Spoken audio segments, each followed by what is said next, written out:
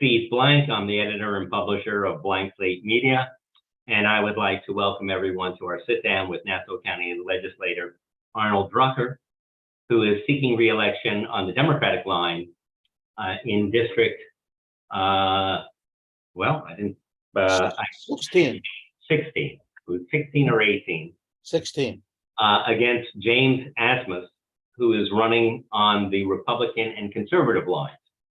The newly drawn District 16, I think we got a bit more of you in our coverage area. Correct me if I'm missing anything. Well, you got me less. You got me less in certain areas too. Yes. You got less than me in some. So the new district is now comprised of all or parts of Roslyn Heights, Old Westbury, Brookville, Muttontown, Syosset, Woodbury, Plainview, and Old Bethpage. I don't think I have Roslyn Heights, Steve. No Roslyn Heights? I don't think I have Roslyn Heights. I think I have Plainview, Old Bethpage, Syosset. I got all of Syosset now, whereas I used to have half. I used to share Syosset and Woodbury with Josh, and now looking at the map. There is a section of Roslyn Heights there. Says you have a part of Roslyn Heights. So I mean, I had Roslyn Heights, and I thought that was the new district was giving me more of Syosset and Woodbury and Brookville and Muttontown, and taking away. I no longer have Hicksville and Jericho. That I know. Okay, let me see. I think you have a little part of Roslyn Heights according to the map I'm looking at. So. I might have a little sliver of Roslyn. I used to have all of Roslyn Heights, and I used to have all of Jericho and a sliver of Old Westbury. But it's been more consolidated now, I guess. Who knows where this is going to end up? Now, what do you think about the changes? What do I think about? Well, I'm sorry? About the changes. Well, I mean, I don't know. You hear. Arnold, let me get to before I get into those questions. There's two things that I'd like to do for our audience. One is to let them know this is part of a series of interviews with candidates running for office this November. I'd like to thank in advance the sponsor for this event and others, Northwell Health. And before we get into that question of your district, I would like to ask you, we are speaking on Monday, October 9th. We're immediately after, and there's still fighting going on, Hamas's attack on Israel. And I wanted to get your response and what you've been involved in as a legislator since the attack. Okay, so that's a compounded question, but I'll start off with the most recent portion. Most recently, since I was alerted to this on Saturday morning about 8 a.m. when my son-in-law, who is Israeli, texted me at 8 a.m. saying we are at war. And his family still lives in Israel. And I immediately turned on the news and saw what was going on. I put out statements on my social media, was in contact with my fellow legislators, communications department, to try to really let the community know that I'm available, looking to be made aware of any events and rallies that were going on. And in fact, yesterday, Sunday, there was a very, very moving, powerful service conducted by Rabbi Debbie Bravo in Bethpage with her synagogue called Macomb. And I'm going to, I believe, two more today. One at the Sid Jacobson. Oh, I think that might be the one at 12 o'clock. There's one at 4 o'clock, and then I'm going to one at 7 o'clock in North Shore Synagogue in Muttontown.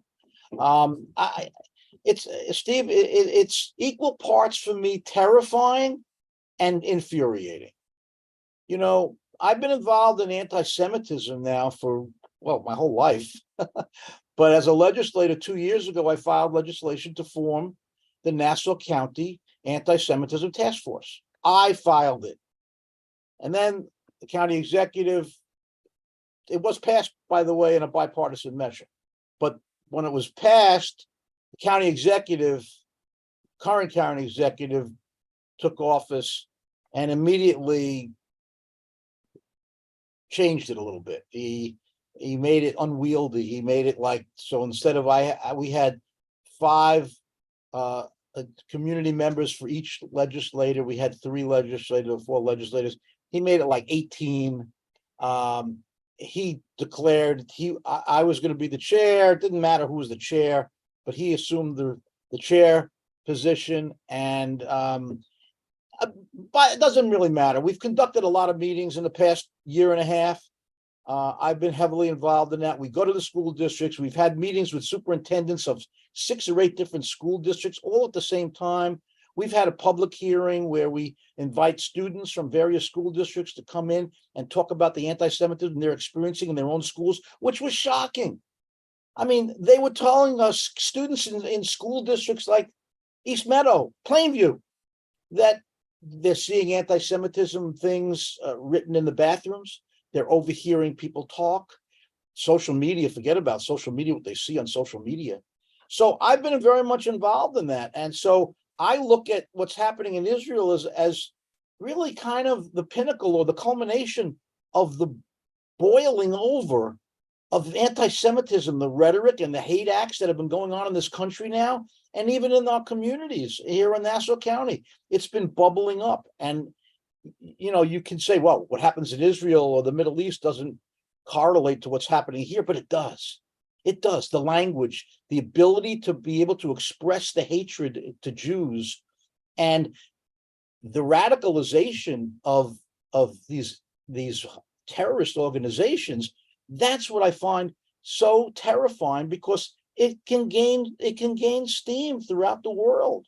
It can gain steam right here in Nassau County. It's infuriating because such cowardly acts of shooting and killing innocent civilians and kidnapping them, that to me is infuriating. But I've been heavily involved in this for day one, Steve. So, and I'm going to be more involved as the days and weeks and months go forward. All right. Well, I appreciate you sharing. So I do want to move on to, you are in an election for the county legislature with a new district. What's your view on the new district and the process? The process is flawed, but the new district, the Republican majority never ceases to amaze me, because they had their own redistricting commission. Well, they had representatives. There was a temporary redistricting commission that was by law, and it was comprised of a certain number of Democrats and a certain number of Republicans.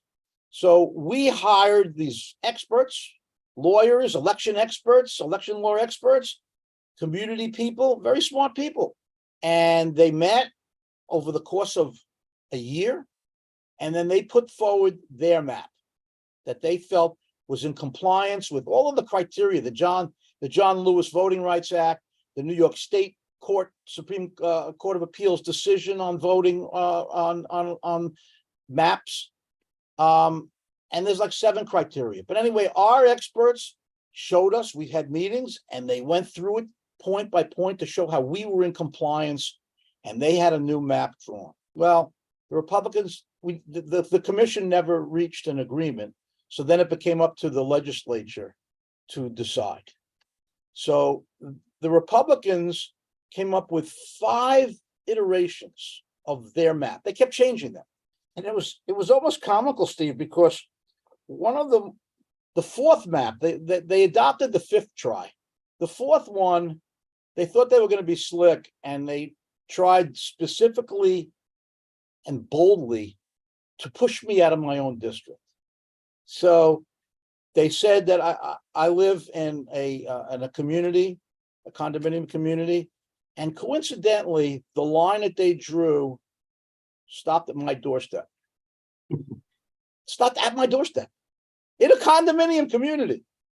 And they now said, well, everyone living from here on, I was going to be pushed into, I think, District 15, which is legislator John Ferretti.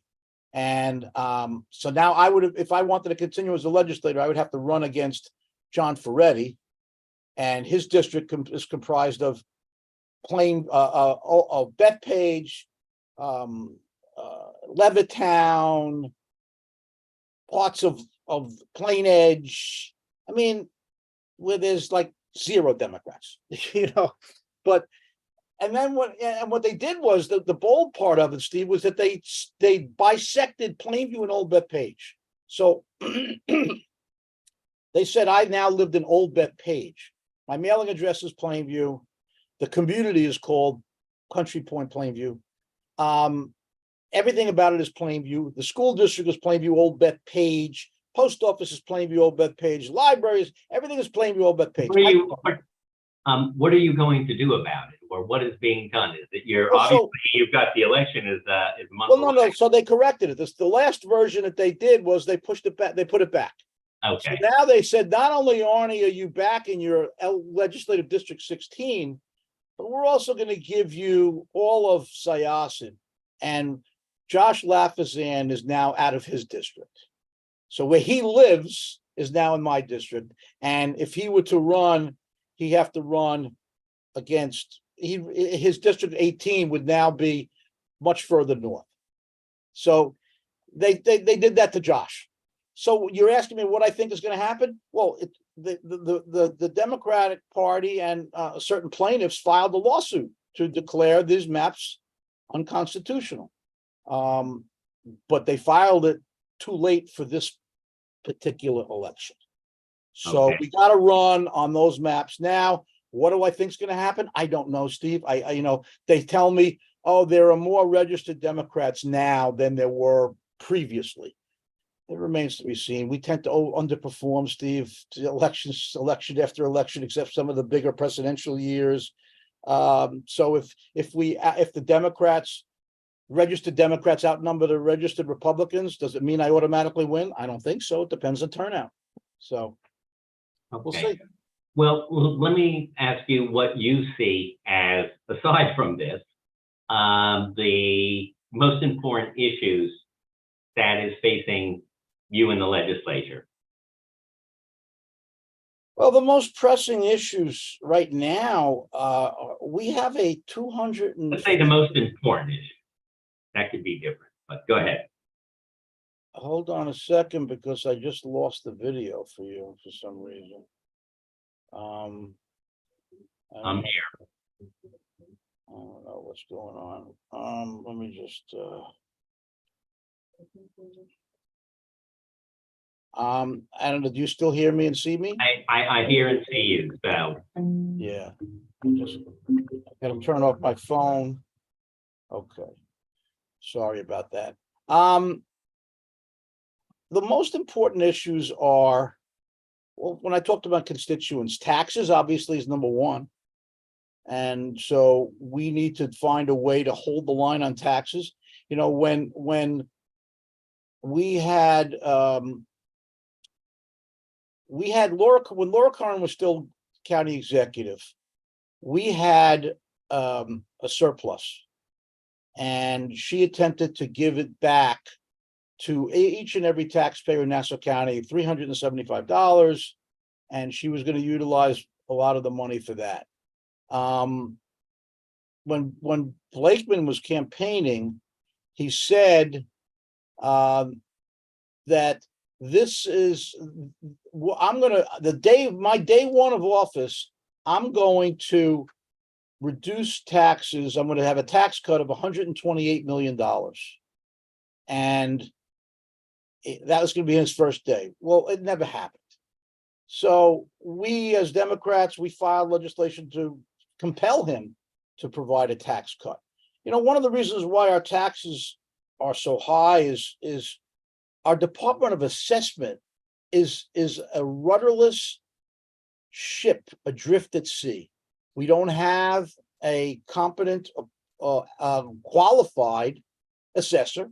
We haven't had one since David Moog was our assessor, who was a very, very smart, good assessor from the city of New York. We haven't had one. We have assistants who are manning the ship right now. And what happens is we have inaccurate assessments, and that results in grievances, and that results in refunds, and that creates a big economic drain. We have to now borrow money to pay hundreds of millions of dollars each year to pay for these tax refunds. And when Laura Curran passed her law that, well, she did a monumental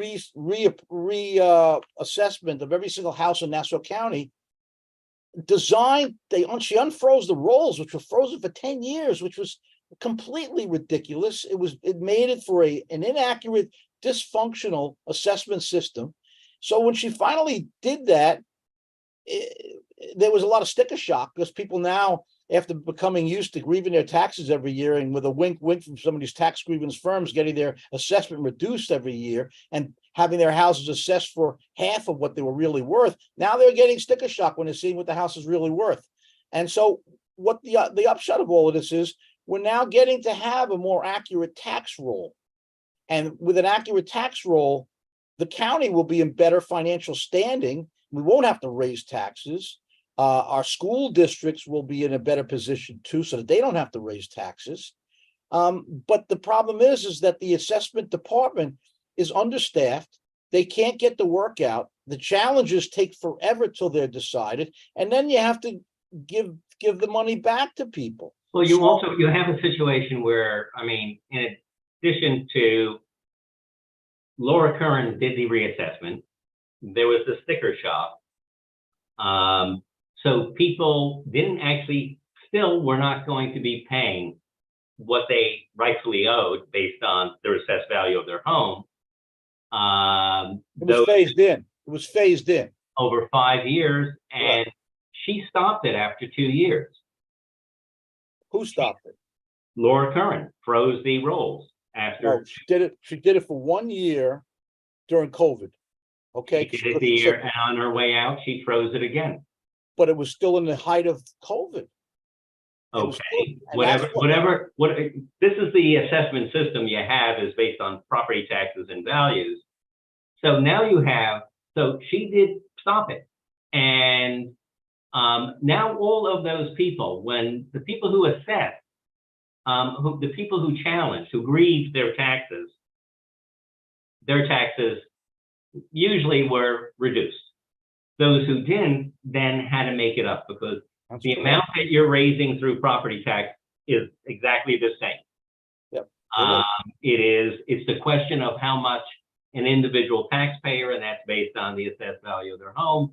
So now you have all these people. Now, when County Executive Blakeman came into office, he then called for an audit by County Controller Phillips, which was done, but he's frozen it for 2 years.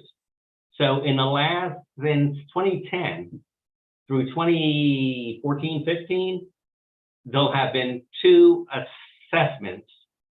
There'll be 1 assessment, and it wasn't implemented. And as the years go by, it gets more inaccurate. What about the people who, during this entire time, you say there was sticker shock? Well, that was for paying their rightful amount. What about the people who have already had the sticker shock for the last 14, 15 years, where they're overpaying? Is there the Democrats call for a tax cut this year, but why not target it to the people who haven't assessed their taxes? Well, first of all, haven't grieved their taxes. The people who you're referring to didn't have sticker shock because they were overpaying for their taxes anyway. But now, when they got the reassessment in 2019 that showed what their houses and their assessment should be, then they saw that how much their taxes should have been or should be, and they're entitled to get their taxes reduced. Right. Yes, it's 2023 and they're still overpaying. Yeah, it should, that taxes for the past 2 years should not have been frozen. As soon as they should be unfrozen. And I think that the sticker shock, the people that got the sticker shock, they started to pay a higher tax. It was 20% of what it was going to be, because it was phased in over a 5-year period of time. Right. But they were starting to pay more. So, and the people that were paying too much got a 20% reduction in their assessment. So what should happen now? What should happen today? Because the longer you wait to reassess, the rolls are now been frozen for another 3 or 4 years. And whenever you do that, it becomes less accurate because of some people challenging their taxes and their valuation, and other people not. What should be done today? I think that the roll should be unfrozen. I think it should be done frozen immediately. I don't see any reason now. We're not involved in COVID. You know, Laura Curran froze it initially. Her motivation, her rationale was people are out of work. The economic hardship was profound. Let's not compound the problem by raising their assessment. So that's when it was frozen. It was supposed to be a temporary situation while we were involved in COVID. And COVID is, you know, I don't say it's over, but it's not like it was. And I don't see any justifiable reason to keep the rolls frozen anymore. They should be unfrozen, and we should start giving back to the people that have been overpaying, and the people who have been underpaying should start paying their rightful share. Okay, when you say it should start, why not? If I'm overpaying my electric bill and we find out about it, that would change immediately. It wouldn't be like a phase in. PSNG Long Island wouldn't be allowed to phase that in. They have to charge me what I owe. How is it that in Nassau County, I'm still it'll be another 3 years, and now it's actually would have to be reassessed because the values are wrong. And also, Elaine Phillips says there were errors in the methodology, so that they have to come up with new numbers. You know, Steve, it's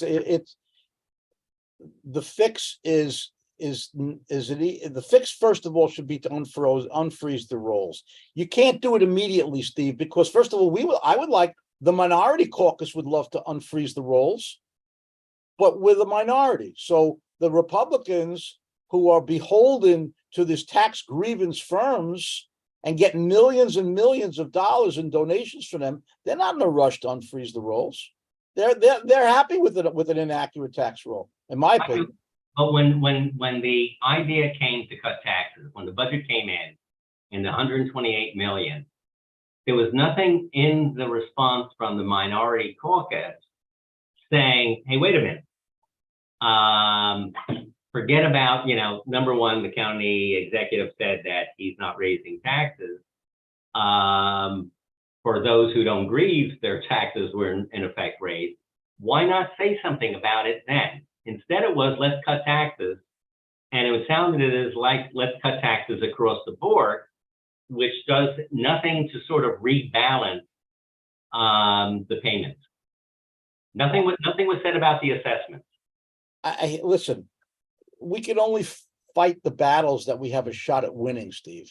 You know, we can say all the rhetoric we want about, oh, let's unfreeze the rolls immediately. Let's do this. But it doesn't see the light of day. It doesn't see the light of day. But what we can do is hold the county executive accountable for the promises that he made to the taxpayers. That's one that's, in my opinion, that's low hanging, because he made it. It was verbal. We have proof of it. I'm going to cut taxes, $128 million. So let's give that back. That's an immediate low hanging fruit. Let's do that. The other one involves much more of a procedural change that I don't think the Republicans, they don't calendar our bills. They don't calendar our things. Language and rhetoric that we put out in a 15-minute news conference. I don't know if that going to appease the taxpayers.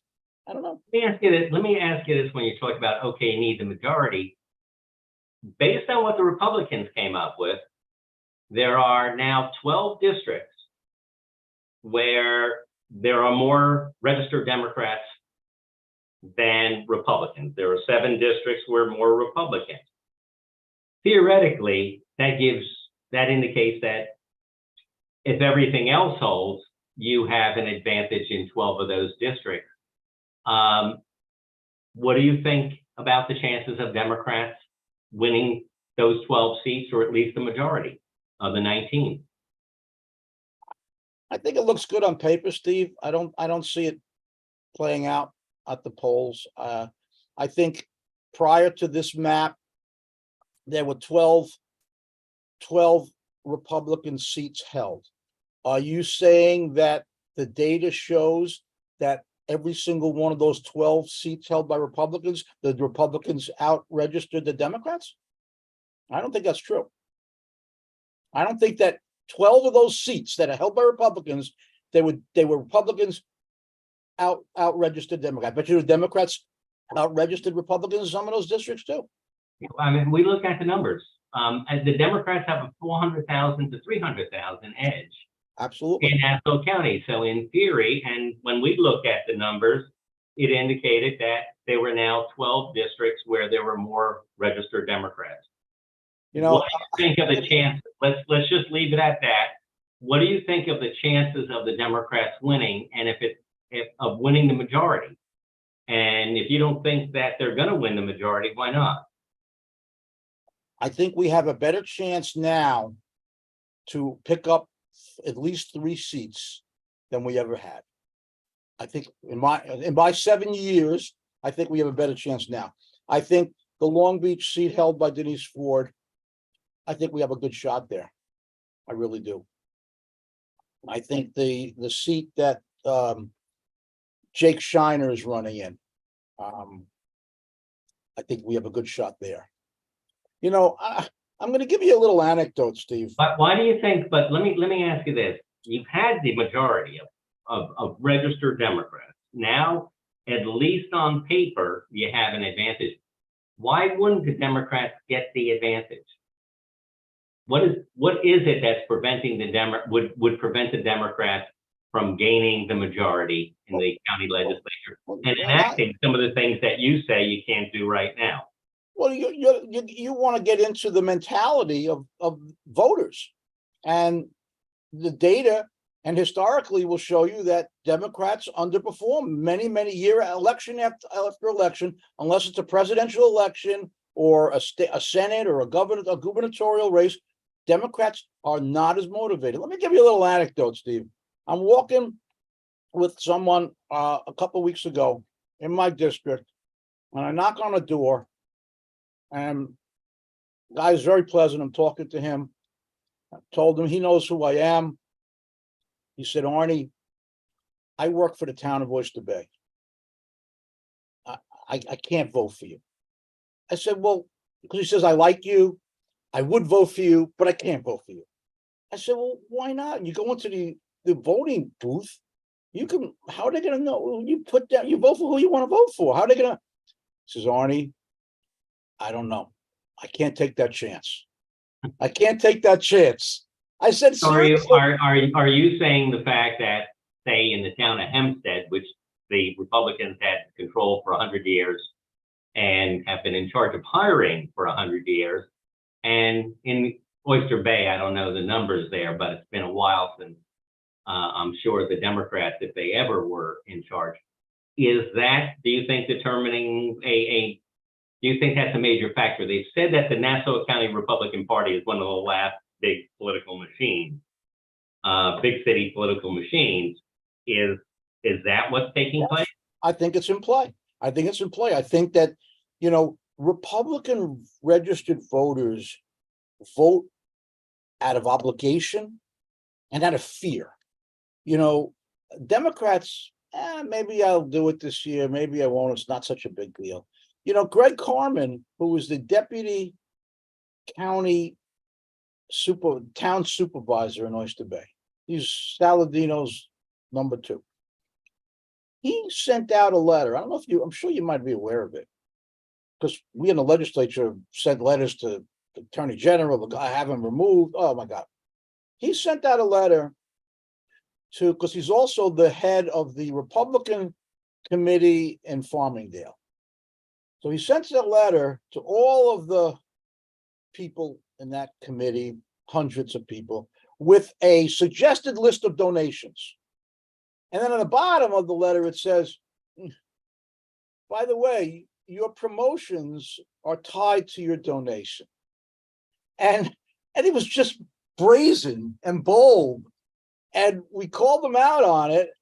And Ann Donnelly, the DA, oh, we're going to look into this. We're going to look into this. Nothing ever happened. But my point is that the Republican voters, at least in the town of Oyster Bay, they live in fear of not falling in line. Democrats, we preach and shout from the rafters, you know, be independent, vote your conscience, vote what you believe in. That's what we're supposed to do. You know what? It doesn't always translate to that on election day, Steve. I can't give you the scientific answer. Okay, let me ask you the issue of housing. The issue of what? Housing. Housing. The governor, Democratic governor, has identified the fact that there is a shortage of 800,000 housing units in New York. That shortage is driving up rents in the city, the cost of homes in Nassau County. It's made it the ability of young couples, young people to live in Nassau County. It's become beyond their reach to buy a home. And Nassau is just behind Suffolk in having the least amount of affordable homes. And it's also the lowest about the building of housing units. And since 1960, the county's population essentially is frozen in place. 1.3 million to 1.395,000 here. Governor came up with a proposal for accessory dwelling units, which are being done in other states. That was knocked down. She then recommended a percentage that people are responsible and left it up to how they would come up, although she recommended what most developers say is the best way, which is transit-oriented housing. That was knocked down. Is there a responsibility for Nassau County to add housing units and bring down the cost and to do it, or is that, or do we leave it up to local officials and who have had 60 years to add people to housing? What do you think should be done? Steve, you know, you're preaching to the choir when you talk about affordable housing, and I've been on the forefront of that. In fact, when the governor made her first proposal, I think it was back in April, and I've been shouting for affordable housing for years. I mean, my own kids can't afford to live here in Nassau County, and we have an unsustainable economy because of the lack of affordable housing. We're burning the candle on both ends, Steve, and I don't understand how people don't recognize that. So we have a brain drain going on, Steve. So we have the brightest and best minds who are educated in the highest performing high schools in the country. They get their education, they go on to higher education, and they never come back because they can't afford it. When they get that first job in the workforce, they can't afford to get to buy a house or to get in where's the affordable housing, where's the apartments that they can live in.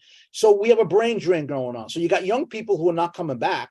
And then we have a senior citizen population, Steve, who retire after years and years of being a 1040 wage earner, for example.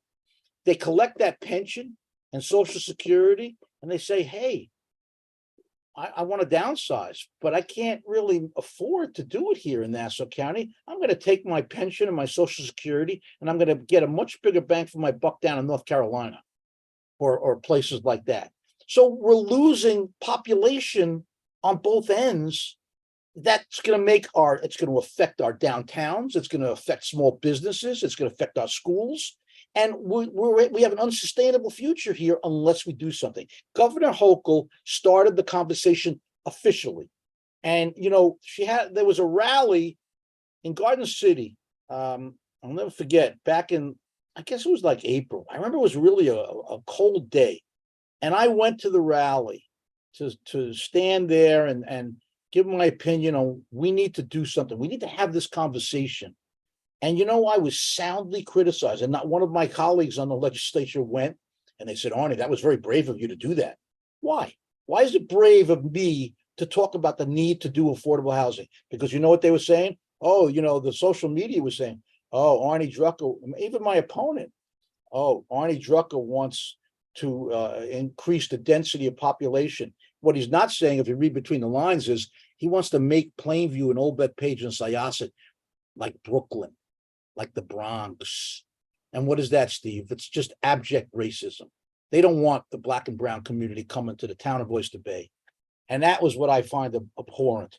But, her, in order to get this thing passed, she couldn't use it's either either use the carrot or the stick, Steve. Okay. So she first proposed it as the stick. You don't put in these affordable housing units. We're going to take away funding.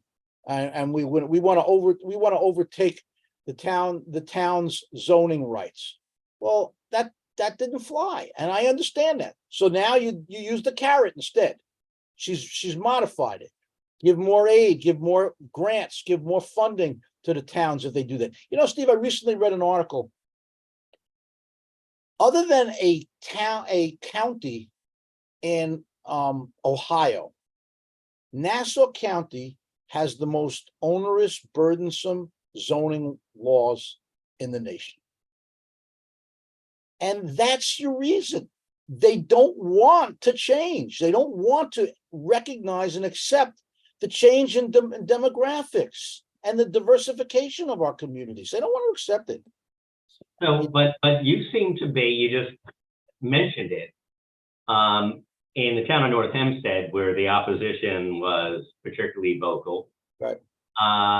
Even the town council members, Democratic town council members, agreed with the Republican supervisor and said it's in opposition and just leave it to local officials, which, as I pointed out, have had 60 years to do something about housing and have not done anything. Well, except there are some areas, there's places like Mineola, I don't want to leave. There are some areas that have done it on their own, but for the most part, it has not been done. Mineola, Steve, they've done some beautiful apartments there by the train station. Right. They're not affordable. They're beautiful and they're nice, but I don't think they're affordable. $4,000 a month in rent or something like that. I mean, it's not affordable. But my point is your point about certain council electeds who were against it or not supporting it, because, Steve, let's be real. You're not going to get reelected if you're a council member of a town and you're saying, I subscribe to the governor's position to take away the zoning authority from the towns. That's kind of like a sure way to get yourself voted out of office, I guess. But I don't look at it like that. I call it as I see them. And people criticize me for standing up for this. You know what? I can look myself in the mirror, Steve, and be happy with it. What about the other Democrats in the county legislature? What you said when you're out there, you were on an island by yourself when you attended that. I think when push comes to shove, if it comes before us as a vote, we'll support it. I know that in the past, even though most of this is up to the villages and the towns. But yes, well, you know what it is, Steve. Where we come into play is a lot of developers and companies who need to get contracts we need to get contracts approved for development projects. Okay. I know I do, and a couple other minority legislators will put their feet to the coal, these contractors and the county. How much of this project is going to be affordable? How many apartments will be affordable? What's the rent going to be? And I will say, they'll tell me, oh, rent is $3,500 for a 2-bedroom. I said, that's not affordable. How is that affordable? You know, 2 working people, that represents, maybe it represents 50% of their income for the month. It's not affordable. So I know and I think others, when push comes to shove, we will support projects that promote transit-oriented development that's affordable. That's the only way to get it done. And, you know, we need to do better. We're not doing anything. It's in 60 years. It's ridiculous. You know, where I live in Country Point, in order for this project to get built, the developer had to promise to cut out a section for Golden Age housing. Okay. That was to be administered by the town of Oyster Bay. So when the town of Oyster Bay gets it, they wanted to have their list of people who had the opportunity to get an apartment in this Golden Age housing, beautiful. They wanted to limit it to residents of the town of Oyster Bay. So there were people who filed a lawsuit in federal court a couple of years back, who didn't live in the town of Oyster Bay, said that it was racially motivated, it was discriminatory, and it's been tied up in federal courts for years now. But the rationale is, you know, under the surface, town of Oyster Bay people, we want to keep the town of Oyster Bay to continue looking like it looks. You know, we don't want to change that. So, you know, it's a dilemma. You know, you're getting people, getting towns, getting, you know, members of elected officials to recognize that we can't put our heads in the sand with the change in population that we're experiencing all over. And it's frustrating, Steve. It is frustrating, but I'm going to keep fighting the good fight. All right, let's talk about policing and crime. Here is one of my pet complaints, which we've been writing about for several years. And I don't understand. There's no release of police statistics on a regular basis. In the city of New York, every month, third day after the start of the month, you get last month's statistics, all the categories. I think Nassau County has released it once this year. The year-end statistics that were online for 2022 were not available until March. Why aren't crime statistics? If crime is an issue, we hear about that from the county executive. Why can we not know on a monthly basis what it was this year versus last year and the response of the county to that? Every time Pat Ryder comes before the legislature, which is not that often, he comes before us like twice a year, 3 times a year, budget and a couple other times, and we always ask him, give us the numbers, we want to see the numbers. But, you know, I think the numbers, what you're looking for, I don't know how relevant it is, Steve. You know, when I go to events and But you've got the highest paid. You want to talk about taxpayers? You've got the highest paid police force.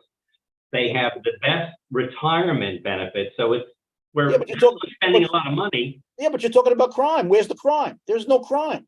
I don't know that. We don't have the statistics. And the last time we saw it, the increase in crime in Nassau County was higher than Suffolk or New York City. All I know is that, you know, when I went to an event for one of the law enforcement organizations last spring, and Pat Ryder was there, and I was talking about the fact that this is a fact. Nassau County was voted the safest county in the United States 2 years in a row. So I announced that to this organization that I'm speaking at. It was a law enforcement. And I said, Nassau County voted safest county 2 years in a row. Pat Ryder, sitting in the front, yells out, we just got the 3rd year in a row. 3rd year in a row, safest county in the United States. So, yeah, but meanwhile, when Blakeman was running and when Zeldin was running, oh my God, we have problems we have problems with crime and hold on a second. Stop calling me, please. I'm in my law office. Sorry, I'm getting a little interrupted. You know, they ran on a platform that, oh my God, with bail reform, we have criminals running. They're running all over the place. We're unsafe. Lock your doors. And that was such a false narrative. It's not true. So and yes, all right, statistics are nice. So okay, if the statistics show that, why not show that? I guess they hang their hat on the low-hanging fruit that says we were voted the safest county in America 3 years in a row. But when Bill Lakeman was running, they didn't shout that out from the rafters. Lakeman, he challenged the numbers. He questioned the numbers. It was U.S. News and World Report. And he said he questioned the methodology of U.S. News and World Report. I mean, I can't answer that, Steve. Why they don't put out. We do ask them. But I mean, you are a county legislator. I'm assuming in New York City, the city council said we want the numbers on a monthly basis, and you can explain to us what you're doing to address. Yeah, well, if I lived in the city of New York, I would want that too, because every single day when you turn on the 11 o'clock news on any station, it starts off with this shooting, this stabbing, this mugging. And so if I'm living in the city of New York, I want to say, how the hell are you telling me crime is down? How are you telling me that? But I don't see that as something that I'll as a supporter of New York City, even though I've lived out here for a while, when you have 8 million people and you have across all demographics, you are going to have some crime out of the numbers. Statistically, New York is one of the safest cities. Yeah, but mea culpa here for on the part of all media, which I don't represent, but that is of interest to people, is crime. So you get a distorted view because on any given day that somebody is going to get killed. If one person died a day in New York City, that would be 365. New York would be the safest city in the country based on statistics. But let me ask you this. Well, let me finish up, because you asked me, how do I deal with crime? So in my district, over the past few years, 2 years, I would say, the only crime that people continuously, or it's stopped now, but for a good year, and I had meetings with the police department and community leaders. I went to people's houses where they had backyard meetings. There was a surge in crime involving auto theft break-ins, catalytic converters, things like that. That became a little bit of an epidemic in some of the North Shore communities. That's the crime that I was apprised of. So how did we deal with it? We got the police department involved. They got their investigations involved. And it turns out that there were these crime rings emanating out of New Jersey that were coming in. And, and once people were alerted to the fact that, hey, this is an easy crime to mitigate against, lock your damn cars and don't leave your fobs in the front seat. Once people got ingrained into doing that, now you don't hear about it so much. They've cracked down on that. So that's the type of crime that I've been dealing with. I haven't been dealing with crime that I should need to be hearing about statistics about. Okay, that's okay. Police reform. Following the murder of George Floyd, there was a lot of discussion about that. Nassau County is considered the least transparent county, or one of the least transparent counties in the United States regarding abuse, excessive force in the country. I think we're second to last. Last is Birmingham, Alabama. Is that a recent statistic, Steve? Yeah, that was Project Veritas did that. Is there, and you have the investigations are done internally over a 4-year period. The police found there were 0 instances of excessive force or police harassment, and yet the county made 30 settlements or 35 settlements for just that. So there doesn't appear to be, you have the police basically looking at the police and not reporting it. There are settlements that you don't see. Should there be, and this has been, Letitia James has noted this, that there's a need for greater transparency in Nassau County. So is there a need? Would you support a civilian review board? There are, you talk about statistics though, Steve, and I followed this. In the city of New York, they have had civilian complaint review boards for decades. And I do not believe that that has had any empirical effect on the crime rate. So the Police Reform Act that was adopted. You're talking about crimes committed by police.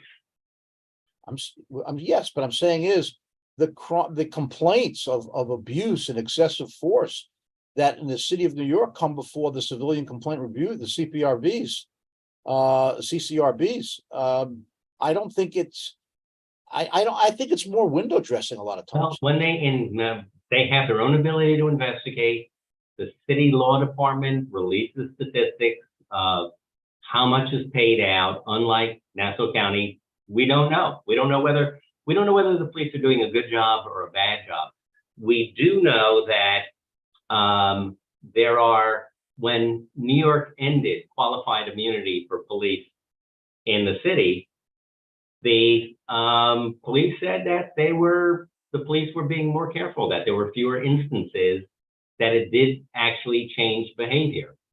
Now, I don't know, at this point, it's very difficult to know whether there is a need for reforms, need to get rid of a few bad apples, but there's no way that you really know. Anything that is done where there is excessive force, almost every time there is a NDA attached to a settlement.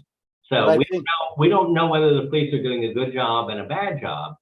Should there be greater transparency in how the police are doing? Again, if the crime rate is low or the incidents are low, we should give them an attaboy. If they're not, shouldn't there? We're talking about transparency and accountability. And right now, according to Letitia James, according to the Vera Institute, that doesn't exist in Nassau. Well, I've spoken to Letitia James myself, and she was heavily involved in when we did the police reform bill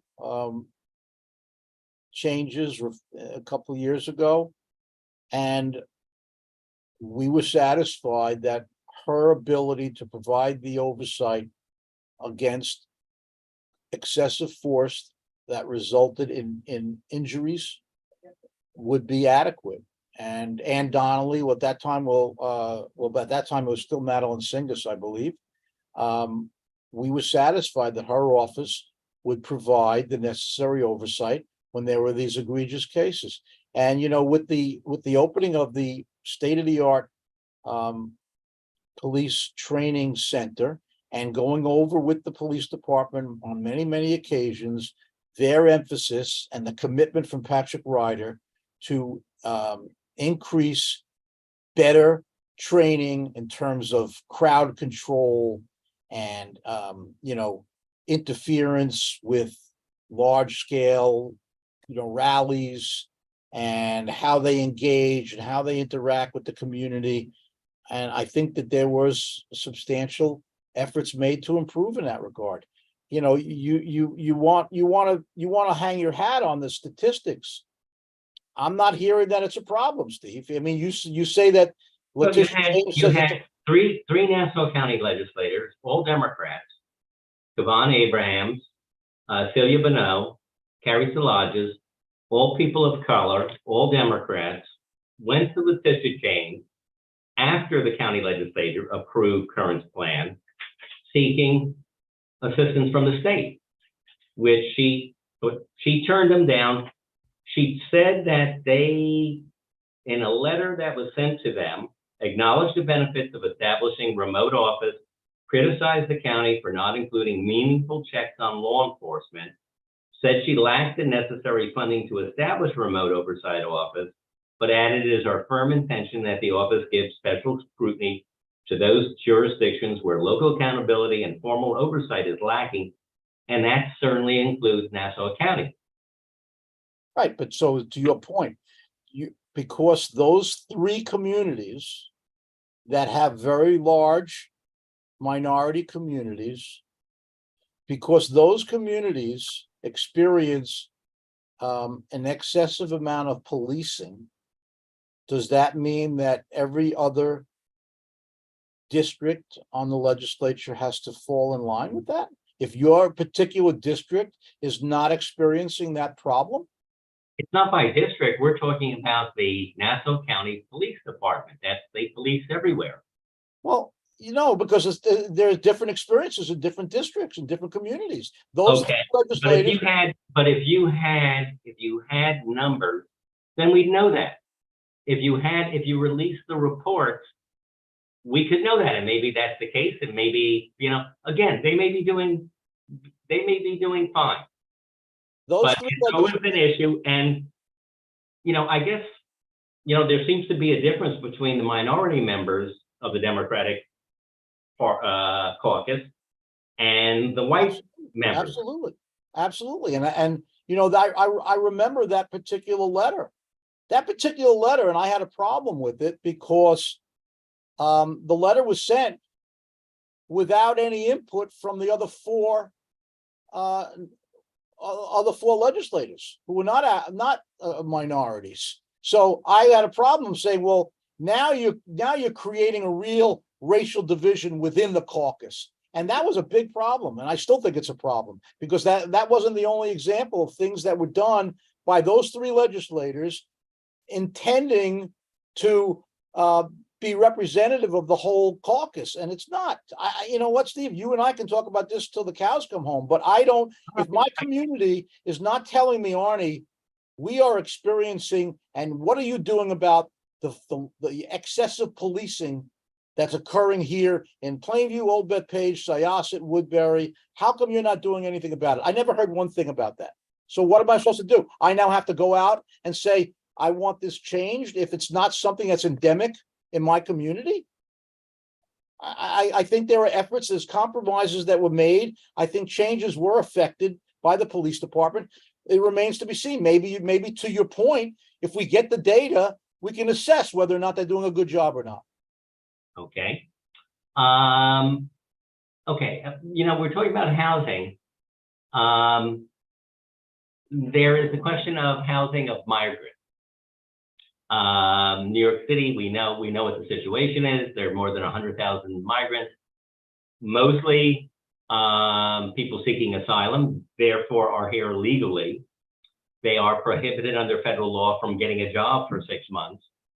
But the mayor of New York and others have asked, how about taking in? The Queensborough president asked the county executive about using Nassau Coliseum to house them, to take care of the overload. Do you think that Nassau County should have a role in housing some of the migrants that are here legally? You said legally. Yeah. Migrants that are here legally. Well, legally because they're legal under asylum laws. Correct. Under state and under U.S. and international law, right. If you're fleeing a country that's there. Now, there is a backlog in addressing whether or not it's true or not, but New York City is taking them in. They're migrants. Let's assume that at least some are. Is there any responsibility on the part of Nassau County to house them as they go through this asylum process? Well, I'm going to give you my own personal opinion, but we don't have any say in this matter as a legislature. Our county executive has taken a position that he will refuse to allow any of them. And he, by the way, doesn't refer to them as legal migrants. He basically thinks they're all illegal. And that's a problem too, because in the vernacular that everyday people use, they're lumping them like a Trump type of thing. Oh, ship them back, they're illegal. But you know what? If we had an immigration system that worked properly, and we had a border control institution that worked properly, and we could adjudicate these claims of asylum a lot quicker than 2 years, maybe we wouldn't have this problem. And there is a right to shelter, and then we do have a moral obligation to help these people. I come from immigrants. You come from immigrants. You know, yeah, people say, oh, but your parents, your grandparents came in legally. What was legal then? You know, the immigration laws were a lot different in those days. It wasn't like, you know, it is now, and you got to go through this process. You want to get a green card, you want to get a visa to come to this country, you can wait 5 years. You know, and meanwhile, these people in some of these countries are being oppressed, and they're victims of political persecution. That's horrible. And you know, the southern border is the only way that they can get here. Do we have a moral obligation? We have a moral obligation. How that's going to play out, we don't really have the ability to make that decision if we have a county executive who's going to slam the door shut from the get-go.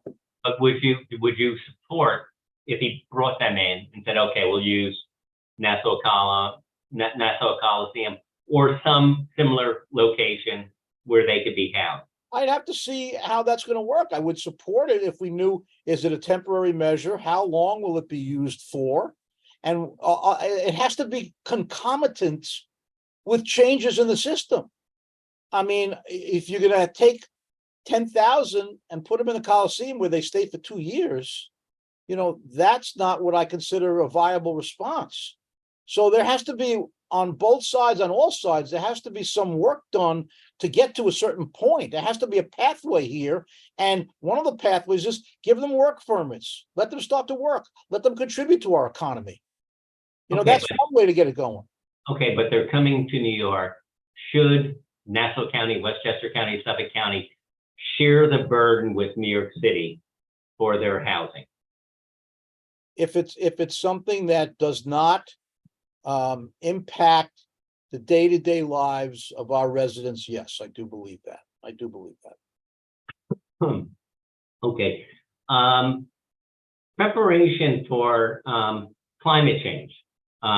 We're seeing storms of various, well, we know with climate change, we're seeing more severe storms. We just had a couple of weeks ago on the South Shore, there was extensive flooding with the high rainfall. Is Nassau County doing enough to prepare itself for the increased incidence of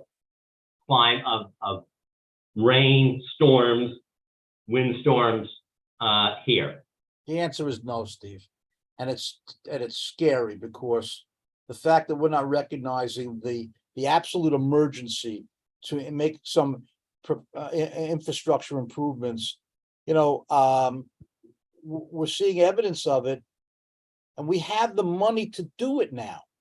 We have the money. Biden's infrastructure bill has given us the ability to do those infrastructure improvements. The South Shore communities on Long Island, they're so vulnerable each and every storm that we get. And it's not just the South Shore. I'm living on the North Shore. I was driving someplace the day after the storm, and I had to turn around. There were roads that were still flooded out, and I'm on the North Shore, I'm not near the water. And yet there are roads that are completely flooded out. There are sewers and cesspools or storm drains that do not work properly. I've had, when I'm walking door to door, and people say to me, you see that the storm drain over there? It's backed up that no water can go down there. But we have to do much, much more. And on the South Shore, the beach erosion that is occurring, you know, we have to build houses and developments at a higher level. Our sea level is increasing. And in a few years, it's going to be a real problem. We have to do much, much more to preserve and to make the barrier islands more functional and how they can dissipate and mitigate against the water that comes in. Why is that not being done? I'm sorry, why? Why? Well, you know, then you're going to get into philosophy. I don't think the Republicans believe in climate change. I don't think that they want to recognize that we have an obligation to prepare ourselves. I know I do, and I know more and more people on a day-to-day basis. And we have obligations to protect our water, Steve. We have a sole source aquifer system here in Long Island that our water supply is of a finite amount. And now we have saltwater intrusion, we have emerging contaminants, and each and every one of the water providers need money to improve their resources, to improve their infrastructure, to deal with extracting these contaminants and preventing them from growing in the future. And we have to recognize that. And I think, some of the water providers, they have to work together to do so. But, I don't think my counterparts on the other side of the aisle recognize the urgency of this problem. It's a real problem.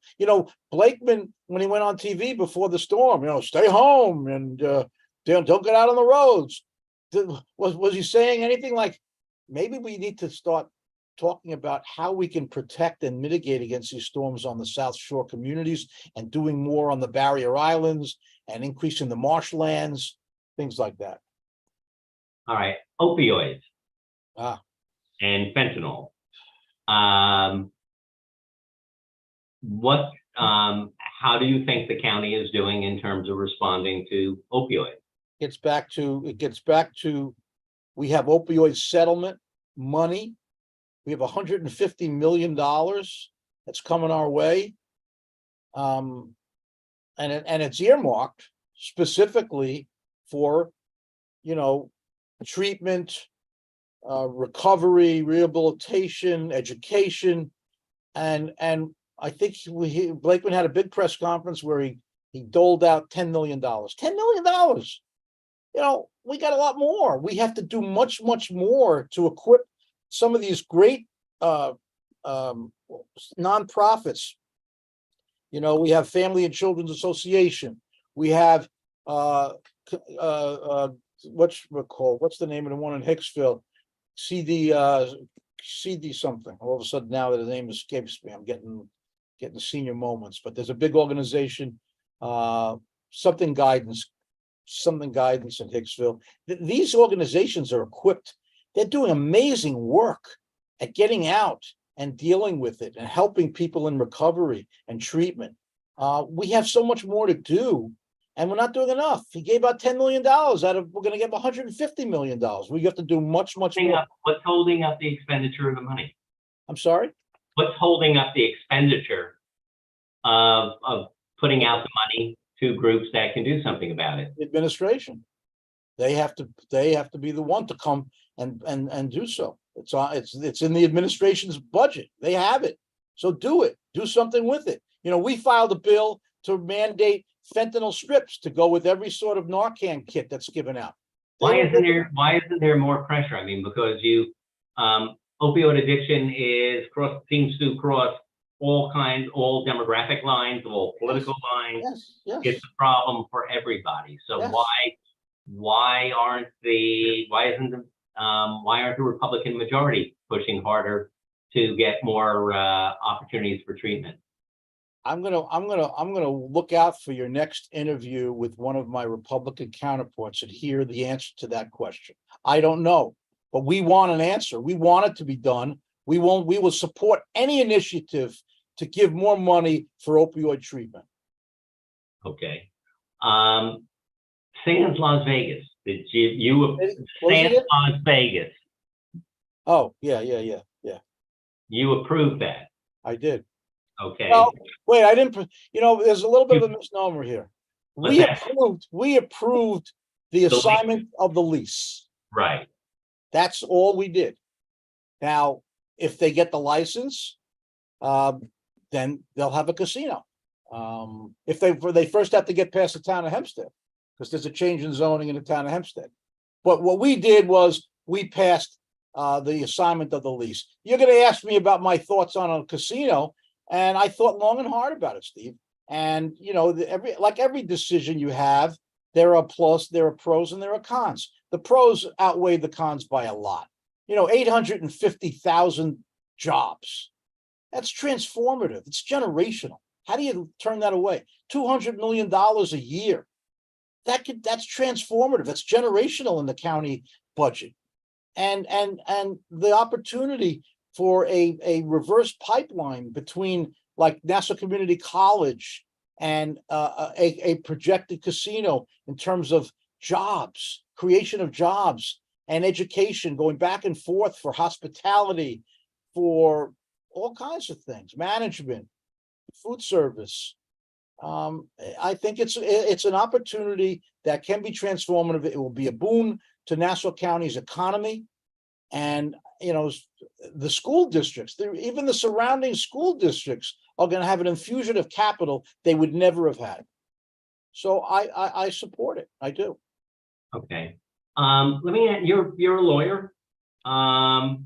What do you think of this practice that is in Nassau County, where there's a cross endorsement of judges?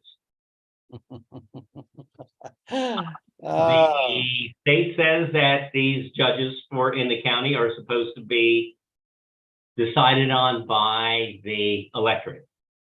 But basically, the party leaders are deciding on candidates, and they don't even face opposition. Okay, so this is a very tricky question, or really a tricky situation. And I'm going to tell you about it. As a lawyer, and I've been a lawyer for 40 years, when I would go to court, I don't go so much anymore, but when I would go to court, I would know if a judge was democratically supported or Republican supported, and it impacted sometimes on my case even, but it shouldn't, obviously. But as I got involved in politics, 7 years ago,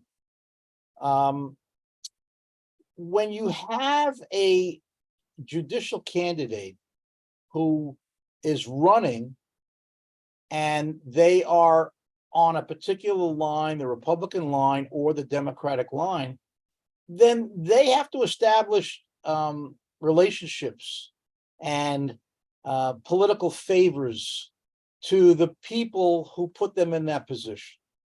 So throughout their careers, they are judges and they're supposed to be impartial, but who are their friends and who are they getting their support from, and who gives them money for re-election campaigns and things like that. And I always felt that it wasn't good for a judge to be beholden to a political party. And I think that's unhealthy for our democracy. So yes, the two party leaders get together, and they're trying to do it now so that there is no partisan leaning of one way or the other. The candidate is put forth by both parties, and therefore they don't have to say, I'm beholden to one party or the other. Does it look good for the residents? I don't think it looks great, but if they really delved into understanding the reasoning and the rationale behind it, maybe it would be better. Do you think that Bruce Blakeman's wife and Joe Cairo's daughter were the best qualified candidates, and that they were proposed jointly by the Democrats and the Republicans? Well, I don't know the answer to that because I don't know them personally, and they came before us. We had no vote on it. But who elected Joe Cairo and Jay Jacobs? These are unelected people. The seats are supposed to be chosen by the public. What election did Jay Jacobs and Joe Cairo have in order to gain this authority? And should that extend to county legislators? Well, maybe they should select the county legislators as well, since that's working out so well for the judges. First of all, going back to your original point, no one elected Joe Cairo and Jay Jacobs. Okay, they endorse a candidate, and then it's up to the voters to decide if they want to vote for them or not. That they don't have a choice anymore, and I agree. I think that's a bad look. But no one said who. We didn't elect Jay Jacobs. We didn't elect Joe Cairo. But that's the methodology they've used to extract the political affiliation and leadership, leaning of a candidate, of a judicial candidate. They felt that that was the best way to extract that so that they're more neutral. That's not what the legislature intended. The legislature intended that it be a partisan choice, that you are allowed to do that. And if Jay Jacobs and Joe Cairo didn't think that was a good system, should they be going to the state legislature and asking them to change how we choose judges rather than they decide by themselves to go ahead and do this? Well, when Trump was president, do you know how many thousands of judges he put in the federal level? Completely partisan judges aligned with Trump. And then, when there's a Democratic president, they try to do the same. But it turns out, we had Trump, and he did a tremendous amount of damage in that regard. And we have in Nassau County, you had a Mangano for 8 years, and then you had Curran for 4 years, and now you're back to Blakeman. So I don't know if we left this in the hands of the Republican majority, where we get the results that we think would be great either. Well, let's put it this way. George Santos, Ed Mangano, Dean Skelos were all endorsed by the Nassau County Republican Party. So their record doesn't seem to be, if you're using the standard of Mangano, he was endorsed by the party. He was the choice of the Republican Party. So do we want them? Do we want the same people picking the judges? I don't know what I might preside over a trial involving a county executive at some future date. Well, what I tell people, Steve, when I go door to door and talk to people, and they, and I talk to people who are registered Republicans, and I'll say, will you vote for me? Because, and I'll try to tell them, well, they'll say, I'm a registered Republican. I said, if you're a registered Republican, it doesn't mean, if you're a registered Republican and you go into that voting booth and you go straight down the line, I said, then you get George Santos. I said, but on the local election, you need to evaluate each candidate independently and look at them, try to get to know them, look in their background, check on what they've done or what they intend to do, and make your decision that way. Because on a local level, the person is much more important than the party. Because if you're going to be blind to it, then, you make your bed, that's how you sleep in it. That's how we got George Santos. Because nobody in the Republican Party, they followed the Lee Zeldin formula and said, okay, we're going right down the line. We're going right down the line. And that's what happens. And I try to advocate and tell people, be independent of thought. Think about every single person before you press that lever. Even judges. Now, the judges, if you don't think that there's enough of a choice there, then don't press the lever for anyone. Okay, this is going to be my last question. Before I do, I'd like to thank Northwell Health for sponsoring today's discussion. A recording of today's discussion can be found on the island360.com website. That's our website, our Facebook page, and our YouTube channel. You'll be able to go there by going to a link and getting there. A story about today's interview will appear in the 6 Blank Slate Media newspapers next week. And so let me ask the final question. Why should voters choose you? You've given us the technique is to evaluate by person. Why should they vote for you rather than James Asmuth for District 16? Yes. Well, thanks for the good question at the end here, Steve. You really now my blood pressure can go down a few notches. You get me riled up. Like riding on a bicycle, we have the cool down period. I like to think of it as my most recent stress test, where they have you on you're on the treadmill and they want you to get that heart rate up and they have you going super fast, and then they let you slow down a little bit, thank God. Because sometimes I don't think how I'm going to make it. I think I'm good at my job, Steve. I really do. I think I'm good at my job. And the reason I'm good at my job is because I think I have a unique combination of ability, perspective, and passion and advocacy. You know, I think I'm one of the few, if not the only legislator and, you know, perhaps elected official in Nassau County who was born, raised, married, had 2 children. All the years they were there. I now have 2 grandchildren, all in one community in Plainview. And Syosset and Woodbury and Old Bethpage, that's my community. And I've lived there for, I can't tell you, well, you could probably figure out how old I am anyway, but I've lived there my whole life. On your bio. I'm sorry? Probably on your bio. Yeah, no. I've lived there my whole life. I feel like I have my finger on the pulse of this community with my eyes shut. And I think that gives me a great perspective. I'm also, you know, I feel that uniquely, Steve, I think I have a great rapport with my colleagues on the other side. I think they respect me. I think they like me. I like them for the most part too. And I think when I put forth legislation, when I speak, they listen to me. I believe they listen to me. And I've gotten more legislation passed over 7 years than I think any other Democratic legislator has gotten passed. Why? Because they will see that my bills don't have that political edge to it. They're more like public safety and health related. And I think that they respect what I do.